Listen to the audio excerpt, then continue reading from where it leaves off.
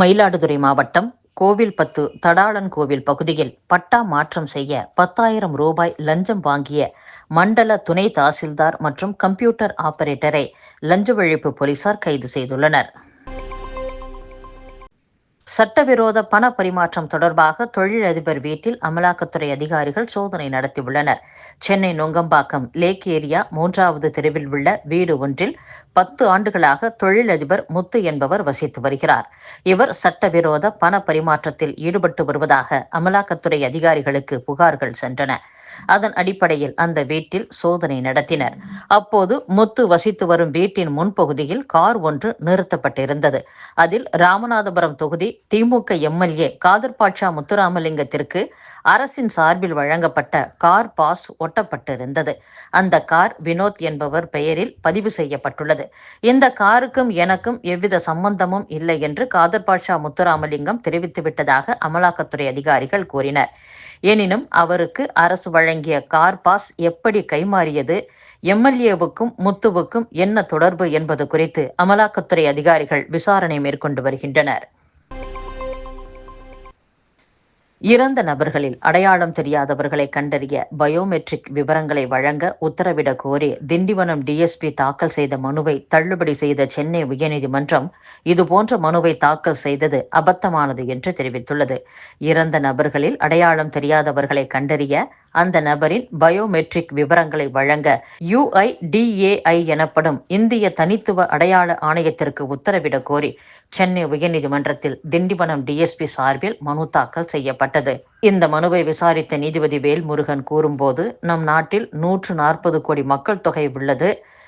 இதுவரை 100 கோடி மக்கள் ஆதாருக்காக பதிவு செய்திருந்தால் தீர்க்கப்படாத ஒவ்வொரு குற்ற வழக்கிலும் UIDAI இறந்தவர்களின் கைரேகைகளை பெற்று 100 கோடி மக்களின் பயோமெட்ரிக் தரவுகளுடன் ஒப்பிடும் என்று எதிர்பார்க்கிறீர்களா? இந்த விவகாரத்தில் திண்டிவனம் டிஎஸ்பி மனு தாக்கல் செய்தது அபத்தமானது. குற்ற வழக்கில் தீர்வு எட்ட ஆதார் மட்டுமே வழி அல்ல, விசாரணைக்கு வேறு வழிகளும் உள்ளன என்று நீதிபதி கூறியுள்ளார்.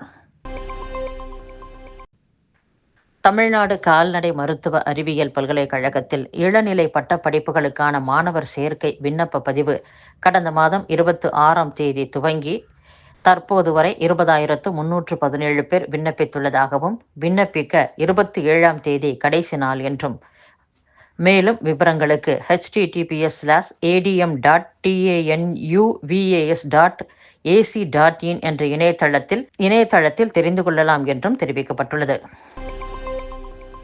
கட்டாய கடன் வசூலில் ஈடுபட்டால் 3 ஆண்டு சிறை தண்டனை விதிக்கவும், உயிரி மருத்துவ கழிவுகளை கொட்டினால் குண்டர் சட்டத்தில் கைது செய்யவும் வழிவகுக்கும் 2 சட்ட மசோதாக்களுக்கு தமிழக ஆளுநர் RN ரவி ஒப்புதல் அளித்துள்ளார்.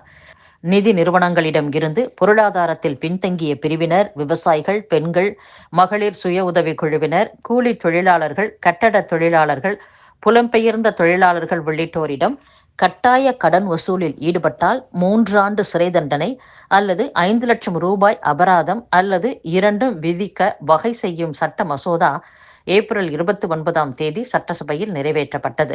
அத்துடன் அண்டை மாநிலமான கேரளத்திலிருந்து தமிழக எல்லையோர மாவட்டங்களில் மருத்துவ கழிவுகள் கொட்டப்படுவது பெரும் பிரச்சனையாக உருவெடுத்துள்ளது.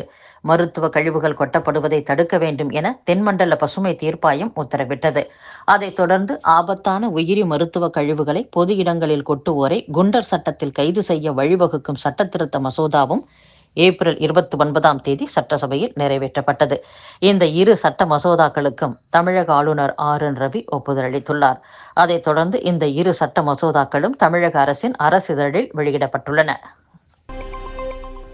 வணிகர் நல வாரியத்தில் வணிகர்களுக்கு வழங்கப்படும் உதவித்தொகை 3 லட்சம் ரூபாயில் இருந்து 5 லட்சம் ரூபாயாக உயர்த்தப்பட்டுள்ளது. மே 5ஆம் தேதி செங்கல்பட்டு மாவட்டம் மதுராந்தகத்தில் வணிகர் தின மாநாட்டில் பங்கேற்ற முதலமைச்சர் MK-ஸ்டாலின் வணிகர் நல நிதி உதவி 3 லட்சம் ரூபாயில் இருந்து 5 லட்சம் ரூபாயாக உயர்த்தி வழங்கப்படும் என்று தெரிவித்தார். இதை செயல்படுத்தி தற்போது அரசு உத்தரவிட்டுள்ளது. முன்னதாக நலிவடைந்த வணிகர் குடும்பத்திற்கு குடும்ப நல நிதி உதவியாக 3 லட்சம் ரூபாய் வழங்கப்படுகிறது. இதை உயர்த்தி வழங்குமாறு வணிகர்கள் கோரிக்கை விடுத்திருந்தது குறிப்பிடத்தக்கது. நீலகிரி மாவட்டம் முதுமலை புலிகள் காப்பகம், கூடலூர் பகுதிகளில் பலத்த மழை பெய்தது. அதில் தொரப்பள்ளி அருகே முதுமலை மைசூரு தேசிய நெடுஞ்சாலையில் பெரிய அளவிலான மரம் விழுந்து போக்குவரத்து பாதிக்கப்பட்டது. இதனால் தமிழகம், கேரளா, கர்நாடகா இடையே இயக்கப்பட்ட வாகனங்கள் சாலையின் இருபுறமும் நிறுத்தப்பட்டன. கார்குடி வனச்சரக வன ஊழியர்கள், கூடலூர் தீயணைப்பு வீரர்கள் மரத்தை அகற்றி போக்குவரத்தை சீரமைத்தனர். 274 பேரை பலிகொண்ட ஏர் இந்தியா விமான விபத்து தொடர்பாக உயர்மட்ட விசாரணை குழுவை மத்திய விமான போக்குவரத்து துறை அமைத்துள்ளது. இந்த குழுவானது விபத்துக்கான காரணம் என்ன என்பதை ஆய்வு செய்து நிலையான செயல்பாட்டு நடைமுறைகள் மற்றும் பாதுகாப்பு வழிகாட்டுதல்களை உருவாக்க நடவடிக்கை எடுக்கும். எதிர்காலத்தில் இதுபோன்ற விமான விபத்துக்களை தடுக்கவும் திறம்பட நிர்வகிக்கவும் ஒரு உறுதியான கட்டமைப்பை பரிந்துரைப்பதே இந்த குழுவின் முதன்மை நோக்கம் என்று விமான போக்குவரத்து துறை அமைச்சகம் தெரிவித்துள்ளது. குஜராத்தில் ஏற்பட்ட ஏர் இந்தியா விமான விபத்து நாட்டின் விமான வரலாற்றிலேயே மிகப்பெரிய இன்சூரன்ஸ் கிளைமை பதிவு செய்யும் என்பது தெரியவந்துள்ளது. இந்த விபத்துக்காக ஏர் இந்தியா 1000 கோடி ரூபாய்க்கும் அதிகமாக இன்சூரன்ஸ் கிளைம் செய்யும் என்ற தகவல் வெளியாகியுள்ளது.